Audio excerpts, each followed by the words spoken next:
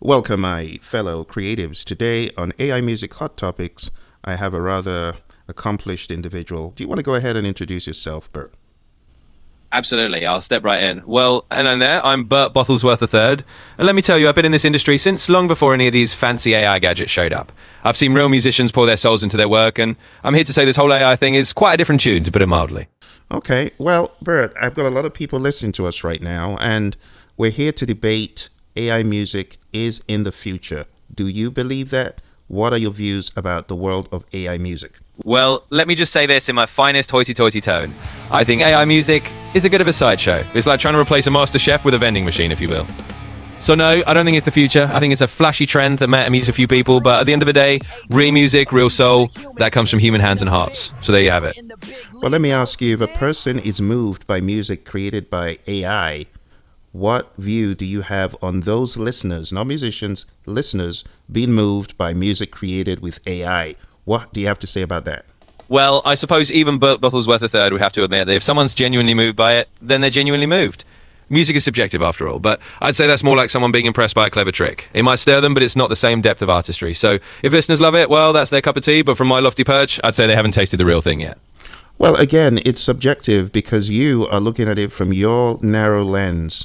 Quite narrow-minded, Bert, if I might be honest. But if you look at this from a more ecumenical, broader sense, people will be moved by what moves them. Words, melody, harmonies, the nostalgia in the beat, that cannot be denied. You cannot send a message programmed to one's brain and say, this is done by AI, don't be moved by it. That won't work. People are actually moved first, listening, before knowing anything about the music. So what do you have to say about that? Well, I suppose you have a coin there. Even from my lofty and, yes, maybe a bit narrow vantage, I can't deny that if someone's genuinely moved, they're moved. Music does hit people in all sorts of ways, and you're right, they're often touched before they know who or what created it. So maybe old Bert Bottlesworth III can concede their point. People feel what they feel, and that's that. You're so hilarious, Bert. Well, let me give you a very quick example about what moves and what sounds authentic, or you may even say not. So back in 2013, 2014, I released an album that was called Inventors of Our Time, and I had some really awesome musicians from the UK on there. I had Tony Kofi, I had Harry Brown, and Claude Depper. Harry was on trombone, Tony was on the sax, and Claude, trumpet, flugelhorn, and stuff. So I'm going to play an excerpt from the album. It's called The Confusionist. I'm on the keys. I also did some of the programming of the drums. Now listen to this track. I'll just play a little bit of the track, and I'll explain the track after. Absolutely, I'd love to hear it. That sounds like a fantastic lineup of musicians, and I'm definitely curious to give it a listen. So go ahead, play a bit of that track, and let's dive into it.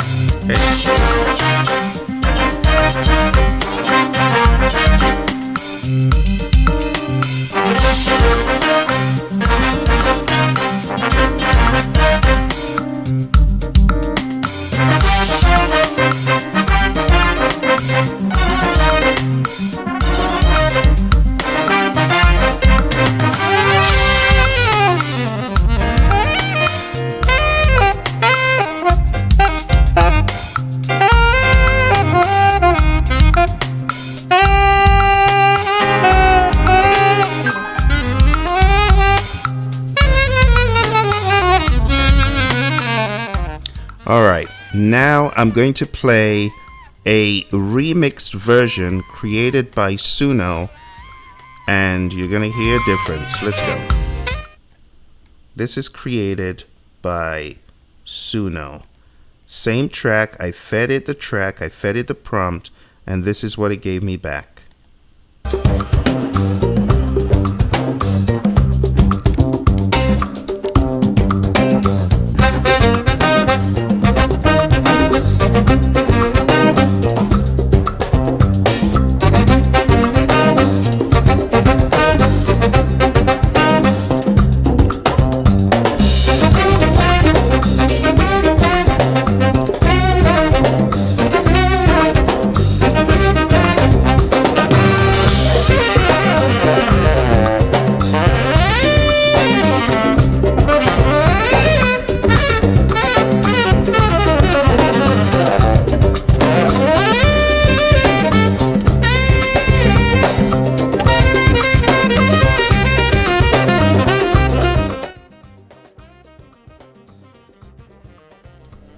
Now, I dare say that Suno, being the composer of this piece, which I wrote back in 2001, I think Suno did a brilliant job capturing the essence of this music.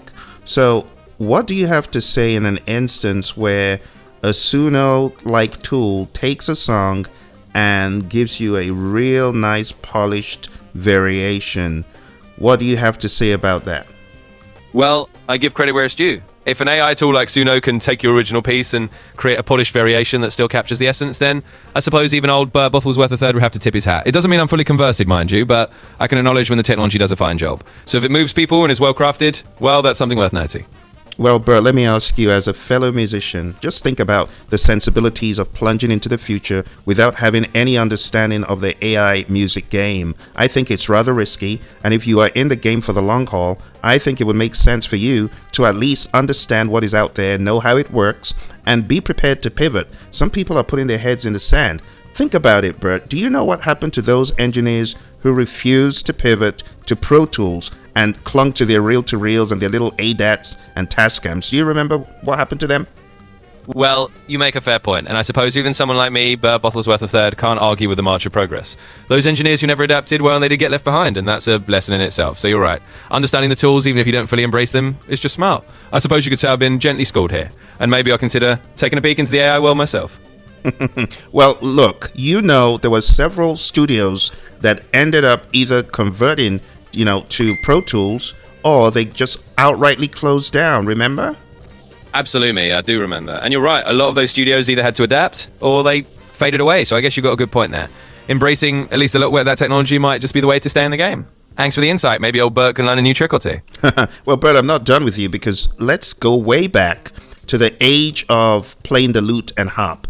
You know there were no pianos back in the... Like, what year was there the lute and the harp? Tell me. Oh, we're going back quite a bit now. Well, the lute and the harp go way back to medieval times and even earlier. We're talking centuries ago, long before the piano came onto the scene in the early 18th century. So, yeah, back then that was cutting edge, and now look at us talking about AI. It's all one long chain of musical evolution, I guess. Well, my point here is that back in the day of lute and harp, the piano was looked at as a threat. You can probably recall from stories you've heard that, pianos and even guitars weren't even, manufactured back then. But when they started coming on the scene gradually, you tell me what the response of the general populace way back then was. Do you recall those stories? Absolutely, I get what you're driving at. I've definitely heard those stories, and you're right. Every new instrument that came along was often seen as a threat by the traditionalists of the time. When the piano started showing up, there were definitely folks who thought it was going to ruin the music they knew. But over time, it just became part of the musical landscape. So I see what you're saying. AI could be the piano of their era.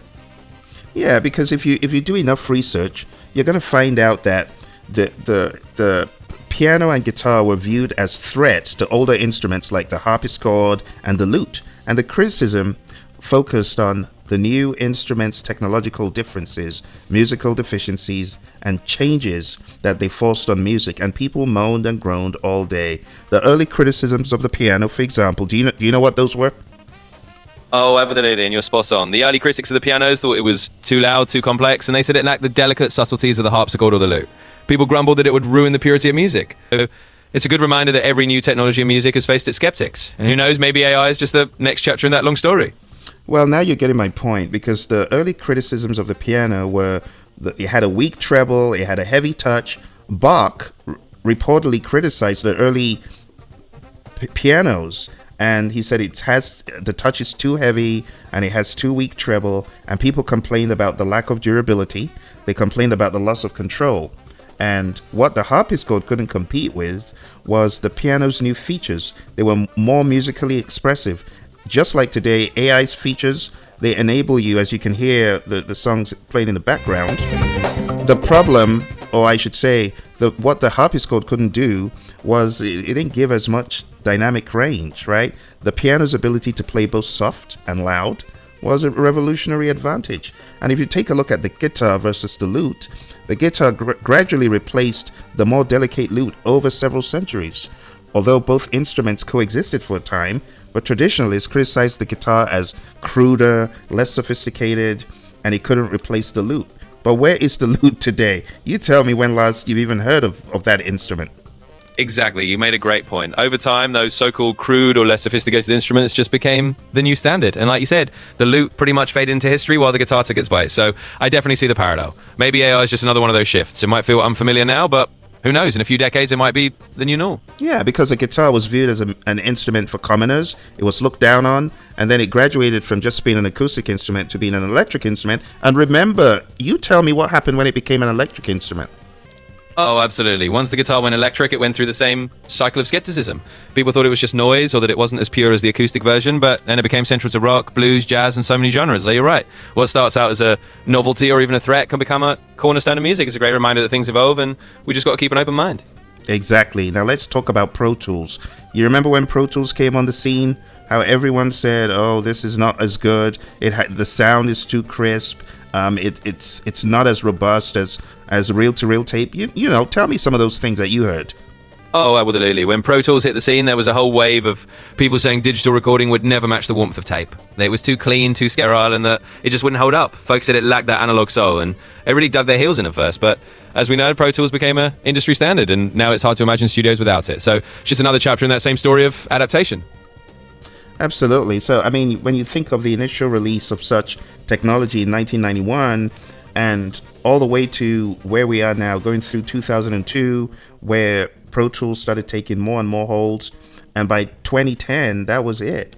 You know, think about how many studio equipment was displaced. People aren't even buying any of those old tools anymore. And you know why people pushed back in the marketplace? They pushed back because they knew that their bag was gone. I'm talking about their bag of money. So there was a lot of pushback, not only from, record label people, but from instrument people, from people who would manufacture all those reel-to-reel decks and all those soundboards and all those mixers, the consoles, the effects racks. Come on now, you tell me some of that stuff you've heard.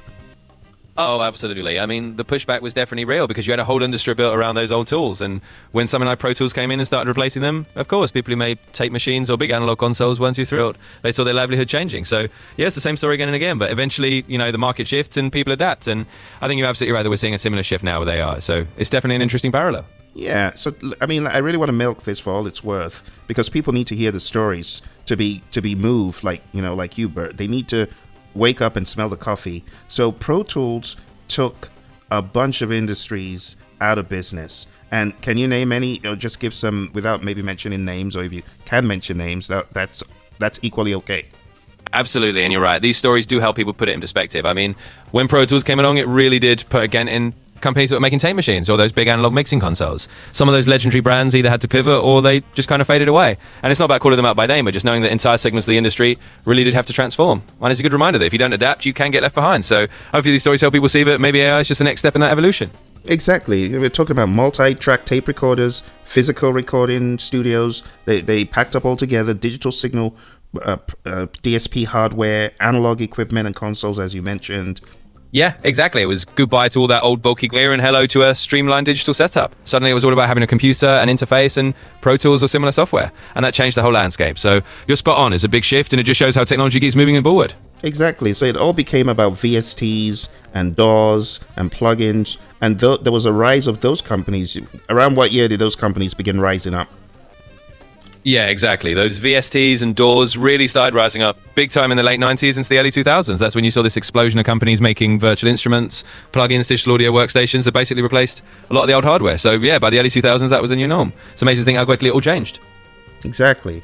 So, as sensible individuals, we can compare the rise of AI music to the decline of horse and buggy, even though the skeptics always say, no, don't do that. Don't compare it to horse and buggy. Why shouldn't I compare it to horse and buggy? Right? I will use horse and buggy all day long because it's no different, right? The case for AI is just like the case for the automobile, right? The creative democratization, just as an automobile democratized personal transportation, AI is democratizing music creation. AI-powered tools allow aspiring musicians and hobbyists without formal training to address, the world of music in a different way, to access what would have been expensive studio equipment. You can now do it virtually. You can now do it just with your vocal cords prompting the tool what to do. You know what I'm saying? Absolutely, you're spot on. It really is a kind of creative democratization, just like how the car changed transportation or how Pro Tools changed recording. Now, AI is making music creation accessible to more people than ever. And you're right, it's a perfect analogy. Some folks might not like comparing it to the horse and buggy, but it really is that kind of shift. It's just a new tool that opens up creative possibilities for everyone. So I think that's a great way to look at it. Absolutely. And then we're talking about faster and cheaper production. As in my example, I spent tens and thousands of dollars getting my tracks produced back then. But now, in the blink of an eye, for $8 a month, I can create remixes. And I'm not talking about like generating new music. I'm talking about taking my music, it's my melody, my harmony, my performance, taking it and creating remixes with very little money. And when you think about it, in those days, this would have been absolutely unachievable within the time frame that I've been able to remix the sounds that I'm playing behind us, and it opens new creative frontiers. Much like cars prove to be more efficient than horse and buggy for travel, AI can handle more tedious and repetitive tasks. It can remix, it can remaster till the cows come home. So the irreplaceable, human touch is what critics argue about a lot. They say, oh, it's AI generated music. It can never replace the human touch. And that's not true. It can very well mimic the human touch, as evidenced, if I didn't tell people listening that this was a remix created by AI, they'd never believe it. Yeah, exactly. They'd never believe it was AI, mate, if you didn't tell them, because the technology's gotten that good at capturing the nuances. And like we said, it's just a whole new level of creative freedom and affordability. It's like having a whole studio at your fingertips for a fraction of the cost. So yeah, it's definitely opening up new frontiers, and it's pretty exciting to see where it will go. Absolutely. And I've been demonstrating to my followers that there is going to be a future, very likely future, the coexistence and collaboration of human with AI. The ultimate outcome of AI music is likely to be a hybrid.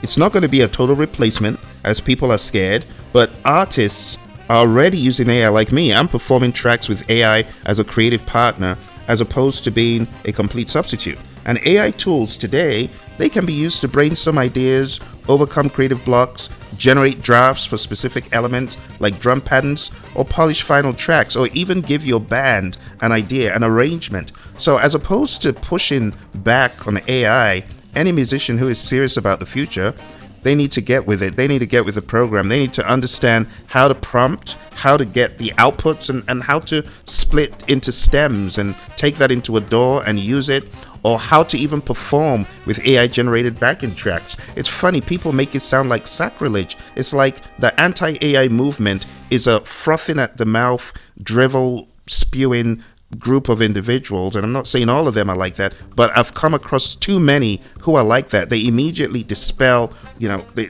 dismiss AI music under the pretense of, oh, I'm so sanctimonious and I'm preserving the world of music, and you are a peasant and a traitor. Like back in the old days, they'll take the traitors, and you know what they would do with them. That's how these people sound. They're sounding so cultish and blind. And I don't know, how do you advise people who are passionate about AI dealing with these skeptics and these, I call them almost the fanatical anti-AI police? What do you have to say about them? Yeah, I get exactly what you mean. I think the best way to handle those skeptics is to stay calm and just show them what's possible. Lead by example, keep making great music and show them that AI is just a tool, not a replacement for human creativity. And over time, a lot of them might come around when they see the results. So just keep doing your thing, keep being creative, and let the music speak for itself. All right. Well, my friends, you've been listening to the awesome Bert Bottlesworth III. Bert, do you have any final comments for my listeners? Well, thank you for having me on. I'll just say this. Keep an open mind and don't be afraid of new tools. Even someone like me, Bert Bottlesworth III, can see that the future of music is about blending the old and the new. So have fun with it, experiment, and remember that at the end of the day, it's all about making great music. Thanks for listening. Awesome. Thank you, Bert. Everyone, I'll see you soon. Take care, and just remember, be open-minded, as Bert said, and explore all available tools. Bye for now. Absolutely, that's the perfect note to end on. Thanks for having me as part of the conversation, and to everyone listening, just keep exploring and enjoy the journey. Take care and see you next time. Awesome. Bye for now, Bert.